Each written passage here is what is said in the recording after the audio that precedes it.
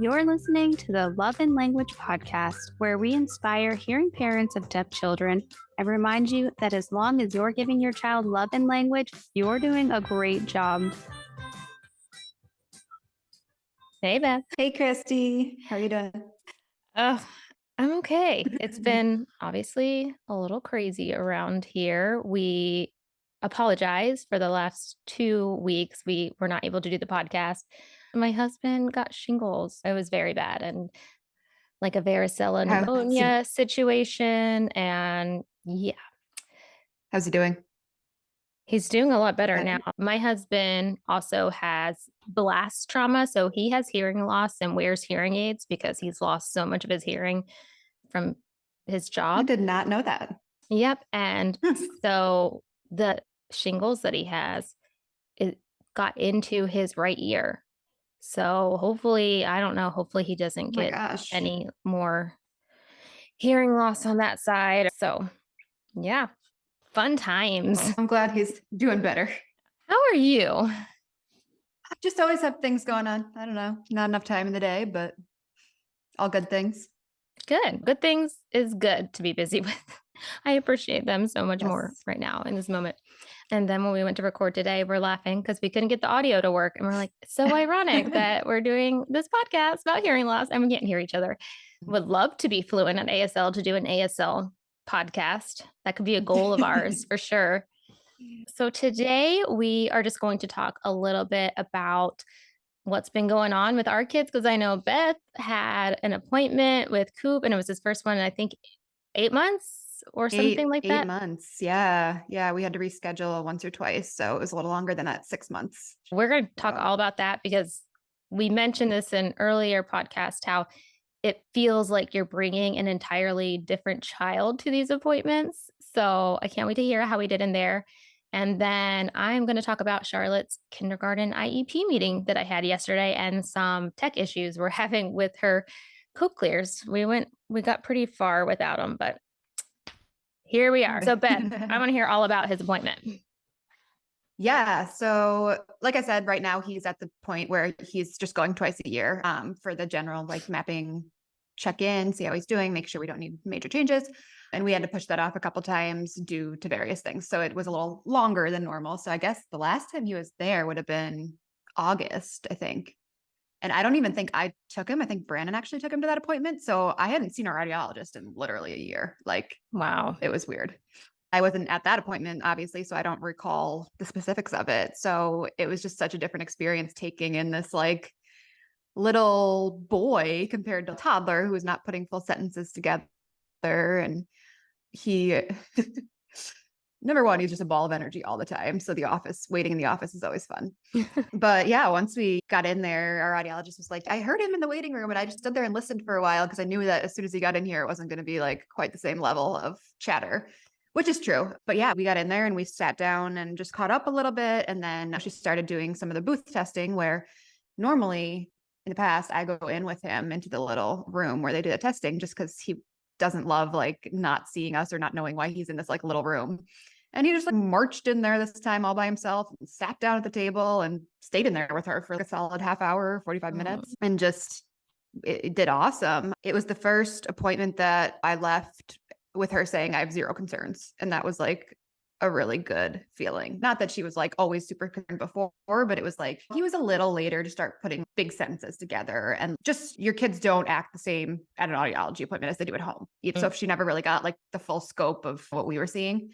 And I think she did at this appointment. So it was just felt really good to be like, it's working, all the work that we have put in. And then to be able to give her a copy of my book to the ABCs of Inclusion was really cool. Oh. A weird, like full circle moment that I never would have expected when we were first in her office 3.5 years ago. Wow.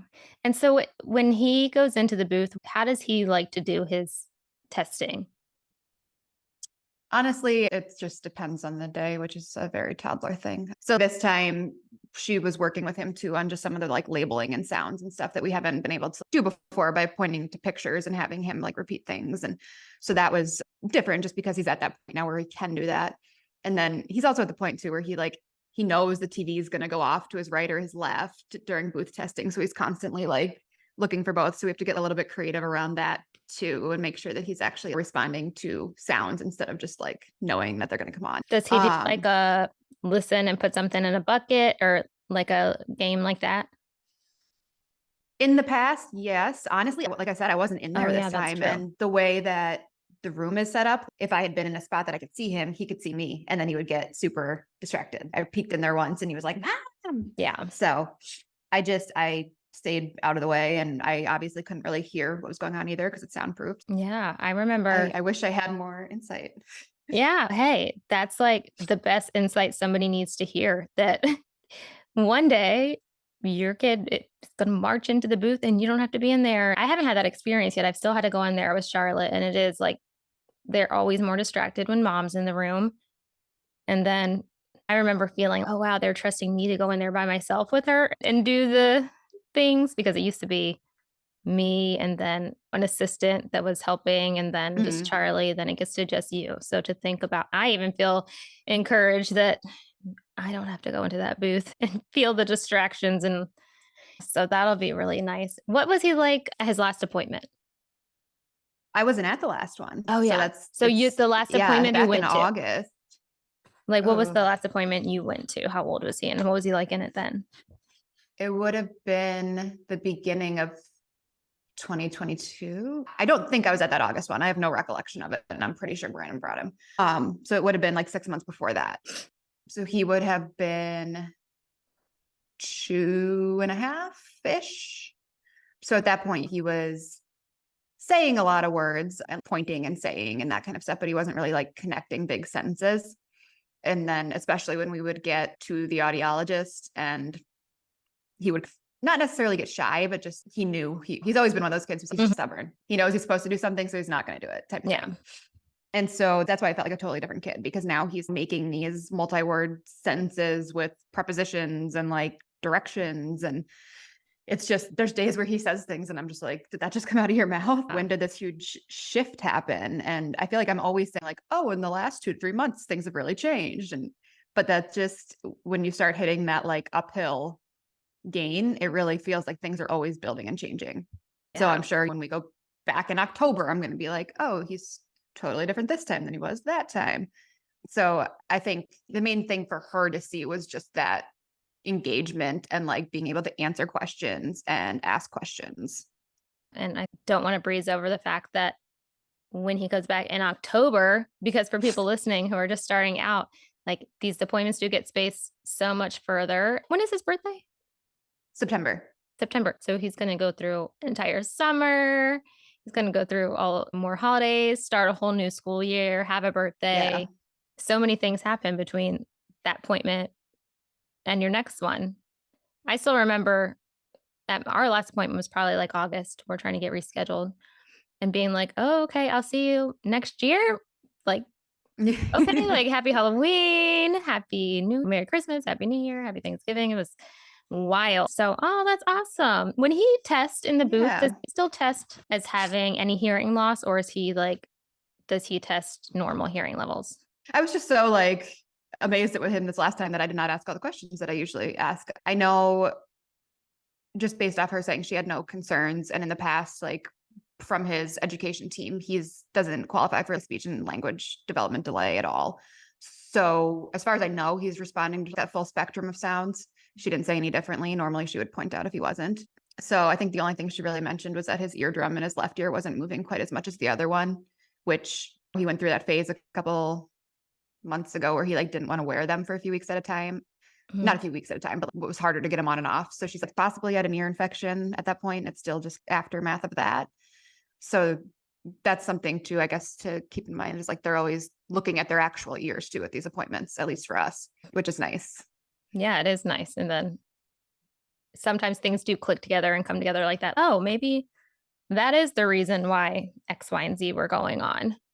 Yeah, Yeah. And she was Charlotte, able to see too that his tubes had moved. So I was like, oh, if he did have an infection, that was probably part of it. But do they have to take out his tubes or do they fall out? How does no, they that said they work? were just gonna leave him. She said they were both just floating around in there right now. I was like, okay. I And guess they they just, just eventually would come out. yeah, I always wondered about that. And then Yeah. would They you made feel it it? like 2 years. Yeah, that's good. I was trying to pull up Charlotte's last appointment because so she's still test in the, like, mild hearing loss in one of the ears, mild to moderate, I think, which is Okay. interesting, but I think it might be because of her she has the Mondini malformation. When they tested it, I wanna say, like, they tested like they did when they did the surgery. Look, do you ever feel like, "What do I even Yeah. know about my kid's hearing loss?" Like, both of us here, like, Mhm. I don't really I I know, like, when you're asking me know, these questions, I'm like in the I know, past, I would have been asking all these detailed questions, and now I'm just, "This is our life. I know how he's doing day right? to day." So it's like, that's what matters to me. Exactly. Wild to think about the journey. And it goes Yeah. by fast. It goes by fast. I had this week Charlotte's IEP meeting with her team and her kindergarten teacher, which is wild to me. And honestly, she could have started kindergarten this past year because she's already 5. She turned 5 August 2nd, so she'll be turning 6. But we gave her that extra year just to let her language milestones catch up, which was definitely the best call. And We're in that same exact boat with this early September birthday. are you going to So I'm hold him glad to back hear a that it year? was a good choice. It was, Yeah. Even I'm born in early September and my parents waited, and I loved being, like, the oldest in my grade. yeah, that's what I was saying. I was like, even if she didn't have hearing loss, we would have considered it anyhow. That's what we're Yeah. looking at with my son too, because he's July 29th, so he is really tiny, but he also can It's already crazy smart. yeah, and he can read full books, so I also don't want him to be bored. But with her, it was so our IEP meeting was with her teacher, Miss Danielle, which I really was getting emotional there, but Miss Danielle, Miss Karen, who's our speech therapist at school, and then there's also the teacher of the deaf and her new teacher, Miss Brewer, who she's gonna have next year. And, like, Miss Danielle has been, like, our rock. We were her first like, Charlie was one of her first students. We were her first year at the school. So her and Charlie and her just have a bond that's very special, and she's been in her class since she was 2.5, 3 years old, and now Yeah. she's almost 6. So it was like, it's gonna be hard for me. I met her teacher yesterday, and she's wonderful, her kindergarten teacher. And looking at it was nice what they did. This is the part that I took away, and I wish I brought in the paperwork, but they have, like, the whatever report card a kindergartner would get, and I don't know how they do it where you live, but it has AP for advanced proficiency, P for proficient something, needs improvement. I don't know exactly what the list is, I don't remember, but they graded her as if she was in kindergarten to let me know where she was at, like, right now, and she had APs in almost all the sections. So they're like, "She's more than Oh. ready." There was the one that she needed improvement on was, like, she has issues, and they were telling me this is very common with a lot of cochlear kids. I'm curious if Cooper has an issue with this as well, is memory recall. If you told her a 10, because I didn't know how this test works. So if basically if they told her a 10-word sentence, I don't know if that's the exact amount of words, but what could she repeat back? So if you were Yeah. like, "The dog and the cat went running past a blue trash can," and she had to say just repeat that, the whole thing. Yeah. It's like she gets the concept and she gets, like, the parts of it, but to actually repeat that sentence verbatim, I guess, is difficult for her, so they're gonna work on that, and a few of her speech sounds. There was only 3 sounds that they were concerned about this time, so I'm like, "Wow, that's just so reassuring for me to hear." Feels so good. Yeah, and they let her and the other little boy in her class that she's been to school with it this whole time, and he's gonna be in kindergarten with her. They let them go to the kindergarten class, like, a couple Mhm. times a week and participate for a little while, and she said, "Charlotte's so good, she just sits there quietly, and she raises her hand and answers questions, and she's really just confident and comfortable." So, yeah, we're gonna have a kindergartner, and it's Crazy. wild, yeah, and right now, she's because she is in the deaf and hard of hearing program through Virginia Beach Public Schools. She is at a different school than my daughter. Uh, they were saying in first or second grade, she could probably qualify to go to her. regular school Hmm, district. And I was like, wow, I didn't even know that was an option. And I think a lot of people don't. that's interesting. Yeah. Because at the school that So it's a totally different district? she's in the same school dis sorry, let me turn this. Just a different elementary school. Yeah. So she's in Virginia Beach. Okay, so ours does that too, where they segment like all of the deaf and hard of hearing kids go to, because we have 5 elementary schools that feed into our middle and high school. Then that sounds like about similar. But I always just assumed that she'd be at that elementary school till 5th grade because they do have for every grade up to 5th grade, they have like the classrooms that are more accessible and have like all the teachers have their mics and they don't have that at my daughter's school, but it sounds like by 1st or 2nd grade, she might not need that for accommodations. So I don't know. It's just an interesting thing that I didn't even know Hmm. was possible. Then you have the meeting going into the school year, and then how many do you have like throughout the year? For IEPs, again, do I even know? I know, I'm like, I don't think I know either. We have one coming up next week, actually, but I think we do one a semester. Like I did mhm. one I know I did one over Zoom a few months ago. So maybe I don't know. Her goals are written till August 2020 or April 2024. So I know her goals are like out Okay. here, which is crazy still to be like, "Oh, wow." Yeah. Yeah, Yeah. getting ready. There's parents who like have issues with the IEP meetings or have had bad experiences. And I guess we're just like, or we, as in like me and Brandon, are lucky that our district has been so on top of things. Like I've never felt like we don't have the resources or we don't have realistic expectations. I feel lucky in that sense, like to have a really supportive team.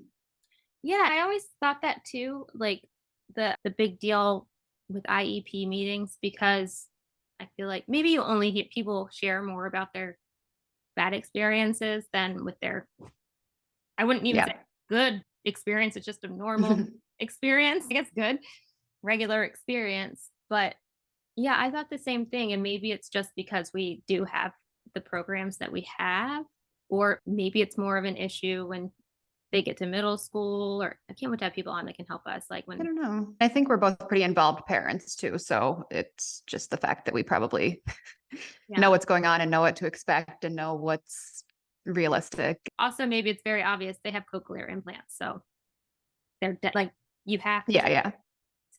maybe it's a more obvious hearing loss issue with IEPs, but ours have been fine. But what I was gonna say earlier about equipment, we had Mhm. like issues with our coils for the first time.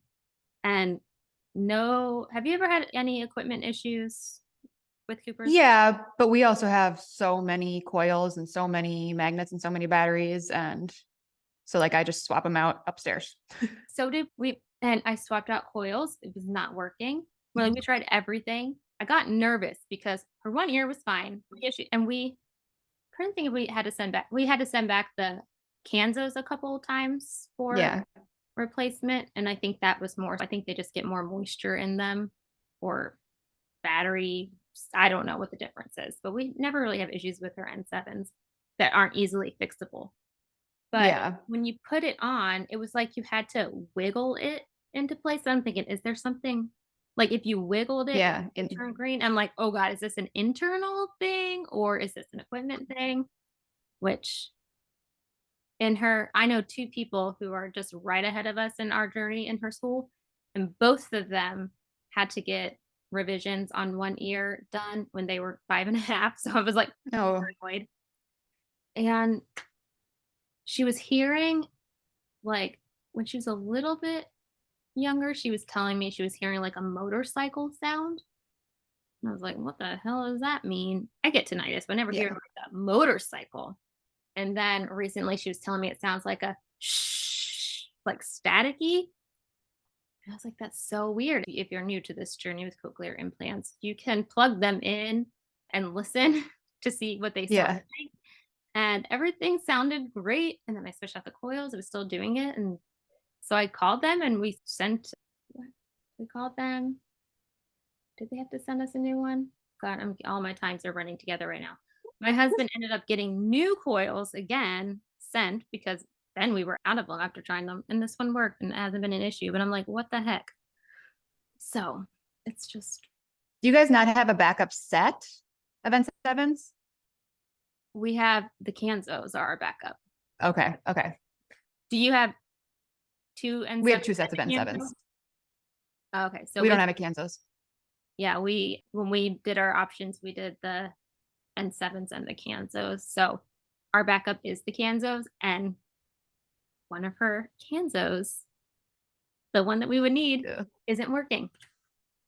There's always something that can go on with their implants that you gotta be ready for and the actual, like, tech piece of it, Yeah. so luckily it was resolved, and I was, like, frustrated a little bit. I mean, we've gone 5 years for a piece of tech to be Yeah. as working as great as it has, like, we're lucky. I was like, "Yeah, I guess you are right in that So sense." is she almost due for an updated?